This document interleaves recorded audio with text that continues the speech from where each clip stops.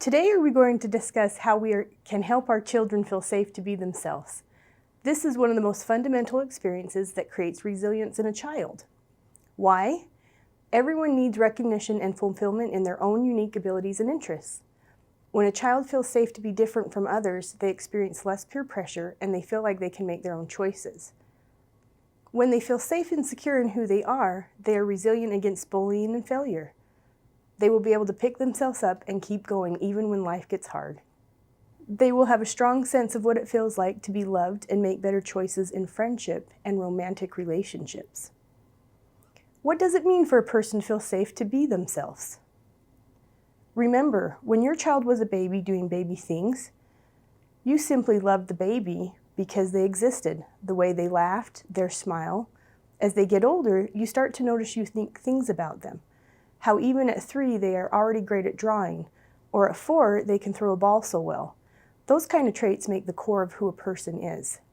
We want to cultivate that unique light.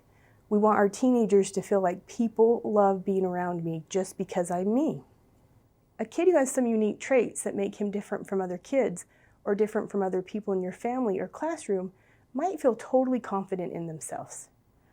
But they also might feel very scared of being themselves or feel ashamed of their tastes and preferences. So what are some signs that a kid does not feel safe to be themselves?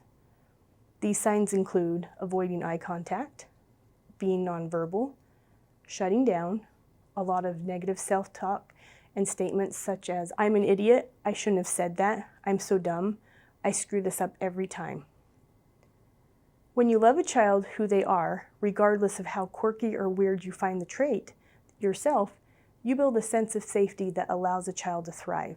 A child who does feel safe to be themselves will be confident, able to make choices that don't give in to peer pressure, but that are true to their values or values that you have taught them, able to carry on conversations with peers and adults. Even kids who are a little shy still know how to use their words if they feel safe to be themselves. So this is our key question today. How do you honor the spirit of your child? Let's imagine a scenario where your child comes to you and says they want to try out for American Idol. The tour will be in town this weekend. She is so excited about this. She's been practicing a song all week that she was sure will get her into the audition and onto the set. You're supportive, but as soon as she starts singing, she sounds very tone deaf. It's difficult for you to keep a straight face, even though you really care about her and you don't want her to feel bad. In this moment, you have a few ways you can respond. First, how not to respond to these signs, and some phrases that suggest you might doing it anyways. Your first instinct might to stop her from trying out. It's so easy to be afraid and think, my kid is going to get bullied because of how bad their singing sounds. Or, people are going to think I'm a bad mom because I let her try out even though her singing is terrible. It's hard not to think of our children as a reflection on us. You might be tempted to jump in right away with critical feedback, pointing out all the things that she isn't doing well. We might be tempted to do this because we think it will protect her, but it can be very crushing for a girl who is just trying her best. Developmentally, it can be very difficult for children to differentiate feedback from "I am bad," so we want to proceed very carefully. Also consider, sometimes the singing isn't that bad. We just don't personally like the style and we feel uncomfortable about that. These principles apply whether the thing is trying out for American Idol, wearing a t-shirt with a band that we don't like, having her be really into rugby when most girls aren't, or painting their bedroom walls an unusual color. Whatever the trait is, if it seems different from what's normal or different from what we're used to, it can be tempting to try to shut the trait down or try to get them to change. Instead, we can first develop mindful awareness of our own reactions. It's okay to have preferences for certain kinds of music, clothing, and art and such things, but can you acknowledge that it might simply be a preference and not necessarily an absolute fact? Being mindful of our emotions will allow you to regulate and react the way you want to, not out of fear or anger.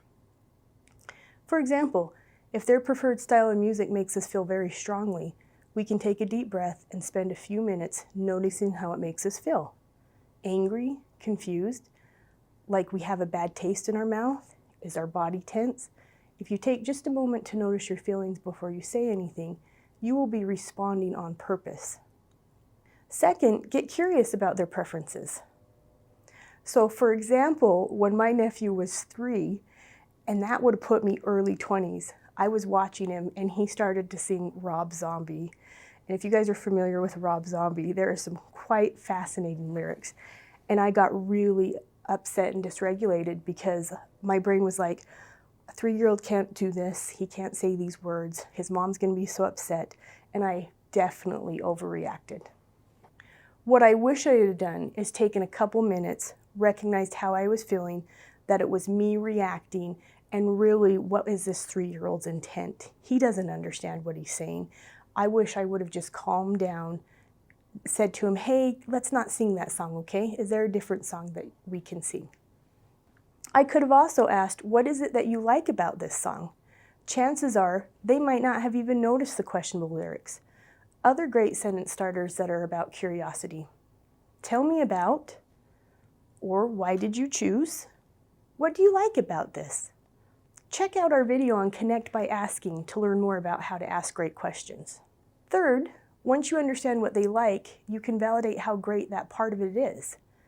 For example, I agree, that beat in this song is awesome. Or, it's amazing that you noticed the skill in this actor's performance. Or, I totally get how that color would make you feel. You could also say, it makes sense to me why that matters to you.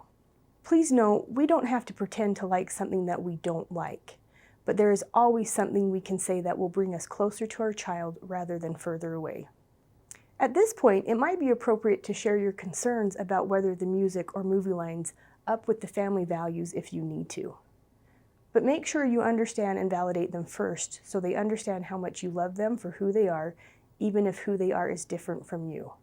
Fourth, when we are talking about achievements, don't make it about whether they are good or bad at something. Rather, make it about noticing and valuing their inherent characteristics as a person. For example, say they are playing a video game. Say, I'm noticing how you work so hard to get points. Or, I love how you connect with your friends when you play this game. You are so brave to try something you've never tried before. If you put the love first, then the skills can come later. The skill may come and go, but you will always love who they are. This helps them feel secure. They can trust that you will always love them no matter what. This also works with homework and tests. In conclusion, we all want to raise kids who are self-confident and not afraid to be themselves. One way to do that is to create a feeling that it's safe for our kids to just be who they are. No matter who our child is, at some point, someone is not going to like something about them. They will experience clashes with other human beings and their personalities. But if we validate our kids and who they are and make them feel safe in being who they are, we are creating a foundation of confidence for them to thrive. So one key takeaway, by valuing your child's spirit, you are helping them believe in themselves and their worth and teaching them to be confident, contributing human beings that have a lot to add to this world. When we honor the unique light in them that makes your child themselves, you are cultivating the flower in front of you. You're creating an environment where they can thrive.